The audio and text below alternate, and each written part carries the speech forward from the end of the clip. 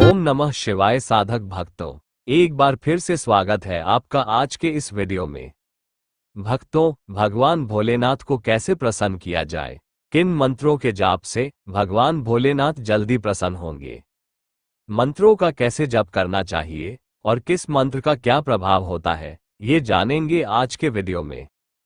प्रिय साधकों, आप लोग वीडियो को अंत तक देखिएगा और कमेंट में ओम नमः शिवाय जरूर लिखिएगा और वीडियो को लाइक और शेयर जरूर कीजिएगा।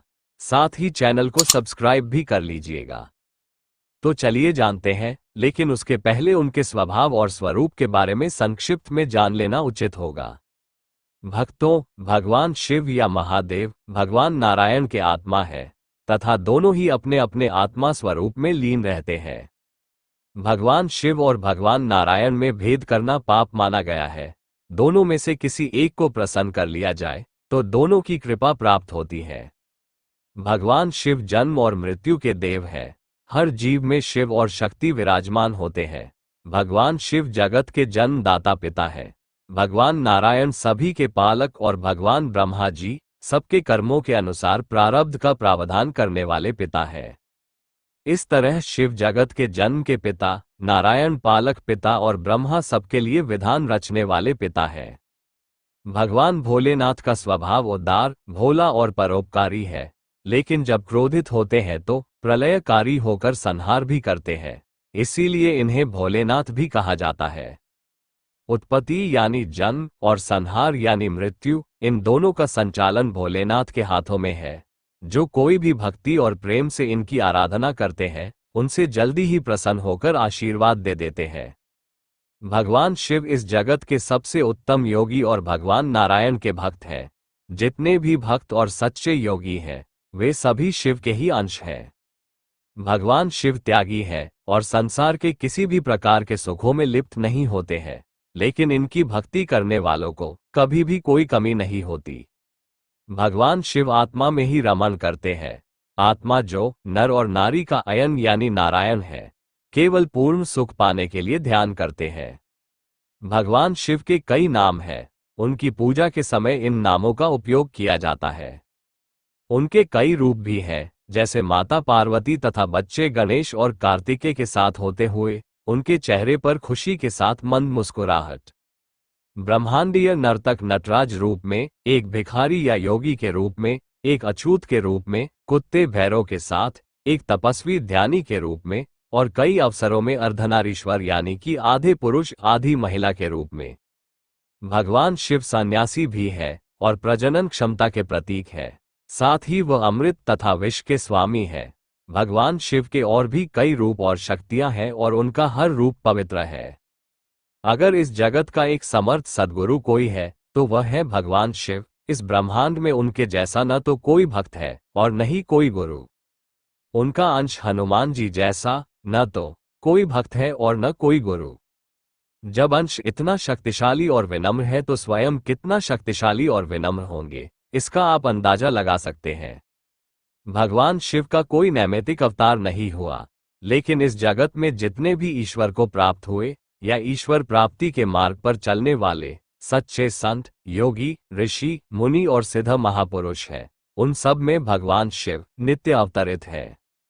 भगवान शिव एक ही समय में विनाश और सृजन दोनों के देवता है, दया और कृपा के प्रतीक है। भगवान शिव को प्रसन्न करने के लिए उनकी पूजा की जाती है। उनकी पूजा करने के कई तरीके हैं। भगवान शिव को प्रसन्न करना और उनका आशीर्वाद प्राप्त करना बहुत आसान है। उनके लिए समर्पित कुछ अनुष्ठान आयोजित किए जाते हैं, जिनमें विभिन्न मंत्रों का जाप भी किया जाता है। पूजा अर्चना के माध्यम से भक्त सहजता से जीवन में सफल होते हैं।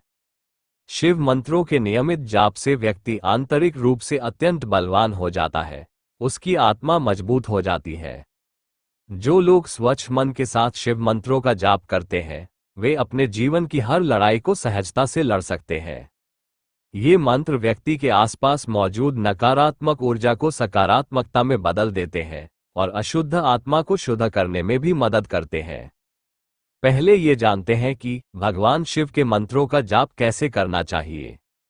अधिकांश मंत्रों की तरह शिव मंत्रों का भी सुबह जल्दी उठकर स्नान करके और साफ सुथरे कपड़े पहनकर जाप करना चाहिए। शिव मंत्रों का जाप दिन में कभी भी किया जा सकता है, लेकिन सूर्योदय और सूर्यास्त के समय शिव मंत्रों का जाप करना उत्तम होता है। शिव मंत्रों का जाप किसी भी समय किया जा सकता है। अगर आप किसी वजह से मंत्र का जाप नियत समय पर करना भूल गए हैं तो दिन के किसी भी समय या प्रहर में किया जा सकता है। सोमवार का दिन भगवान शिव को समर्पित है। उस दिन शिव मंत्रों का जाप करना बहुत फायदेमंद होता है, क्योंकि सोमवार के दिन भगवान शिव जल्दी प्रसन्न हो जाते हैं। सर्वोत्तम परिणामों के लिए शिव मंत्रों को भगवान शिव की पूजा करने के बाद जप शुरू करना चाहिए। एक बार में 108 बार शिव मंत्रों का जाप करना सबसे अच्छा होता है, क्योंकि इससे सर्वोत्तम परिणाम मिलते हैं। आप चाहें तो शिव मंत्रों का जाप जोर से या मन मन में कर सकते हैं। जाप हमेशा उत्तर या पूर्व दिशा में मुंह करके करना उत्तम होगा। मानसिक जाप अति उत्तम कहा गया है और इसके लिए कोई बंधन नहीं है। मानसिक जाप आप कभी भी किसी भी स्थिति में किसी भी समय बिना गिनती के कर सकते हैं, लेकिन किसी विशेष साधना के लिए निश्चित समय पर निश्चित संख्या में जाप होना चाहिए। फिर उसके अनुसार हवन, अर्पण, तर्पण, ब्राह्मण भोज और मार्जन होना चाहिए। लेकिन अगर भक्ति और श्रद्धा के भाव भरपूर हो तो मानसिक जाप अति उत्तम होगा। भक्तों, अब जानते हैं भगवान शिव को प्रसन्न करने वाले कुछ महत्वपूर्ण मंत्रों के बारे में। शिव मंत्रों में सबसे उत्तम और पहला मंत्र है पंचाक्षरी शिव मंत्र ओम नमः शिवाय, जिसका अर्थ है मैं शिव को नमन करता हूं। जो लोग अपना आत्मविश्वास बढ़ाने की अभिलाषा रखते हैं उन्हें पंचाक्षरी शिव मंत्र का जाप करना चाहिए। इस मंत्र के जाप से आंतरिक क्षमता और शक्ति में वृद्धि होती है। यदि कोई अपने आसपास असुरक्षित महसूस कर रहा है, उन्हें इस मंत्र का जाप करना चाहिए। इससे उन्हें सुरक्षा का एहसास होगा।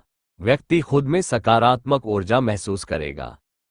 दूसरा मंत्र है ओम त्र्यंबकम यजामहे सुगंधिम पुष्टिवर्धनम उर्वारुकमिव बंधनाय मृत्युमुक्षीयमामृतात्, जिसका अर्थ है हे त्रिनेत्र वाले, हम आपको पूजते हैं, आपका सम्मान करते हैं।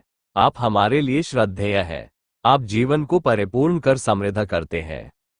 आप हमारे जीवन का हर तरह से विकास करते हैं। आप शक्ति, स्वास्थ्य और आदर प्रदान करते हैं। आप हमें जन्म और मृत्यु के बंधनों से मुक्त करें। जन्म मृत्यु से मुक्ति एक समर्थ सद्गुरु ही दिला सकता है। पूरी आस्था के साथ इस मंत्र का जाप किया जाए तो यह आपके भाग्य को बदलने की शक्ति रखता है। अकाल मृत्यु तक को टालने की शक्ति है इस मंत्र में। कठिन बीमारियों से छुटकारा दिलाने के लिए और कालसर्प दोष से मुक्त होने के लिए इस मंत्र की साधना की जाती है। हालांकि मृत्युंजय मंत्र का जाप कब और कैसे करना है, इस बात का ध्यान रखना चाहिए। दरअसल इस मंत्र का जाप करते समय कुछ नियमों का पालन करना जरूरी होता है। इस मंत्र को त्रिकाल संध्या यानी सूर्योदय के थोड़ा पहले, दोपहर 12 बजे के पहले और सूर्यास्त के थोड़ा बाद करना उत्तम होगा। तीसरा मंत्र है ओम नमो भगवते रुद्राय। रुद्र मंत्र का जाप करने से हर मनोकामना पूरी होती है। भगवान शिव को हिंदू धर्म के सबसे दयालु देवता के रूप में जाना जाता है और उन्हें प्रसन्न करना बहुत आसान है। चौथा मंत्र है ओम तत्पुरुषाय विद्महे महादेवाय धीमहि तन्नो रुद्र प्रचोदयात्। गायत्री मंत्र को सबसे शक्तिशाली मंत्र के रूप में जाना जाता है। इसी तरह जीवन में लाभ पाने के लिए शिव गायत्री मंत्र का जाप किया जा सकता है। शांति पाने के लिए शिव गायत्री मंत्र का जाप करना बहुत फायदेमंद है, क्योंकि यह बेचैन मन को स्थिर कर उसे शांत करता है। इस मंत्र का जाप करने से इंद्रियों और मन पर नियंत्रण प्राप्त करने में मदद मिलता है। पांचवा मंत्र है शिव ध्यान मंत्र करचरणकृत वा कायक कर्मजम वा श्रवणयंजन वा मानस वापराध विहित विहित वा सर्वमेतत् क्षमस्व जय जय करुणानिधि श्री महादेव शंभो।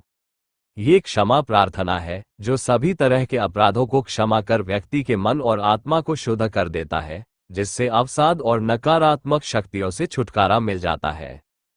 तो प्रिय साधकों, इसके अतिरिक्त और भी कई शिव मंत्र हैं जो कई तरह के तांत्रिक प्रयोगों के लिए उपयोग होते हैं, लेकिन गृहस्थ जीवन के लिए इतना ही काफी है।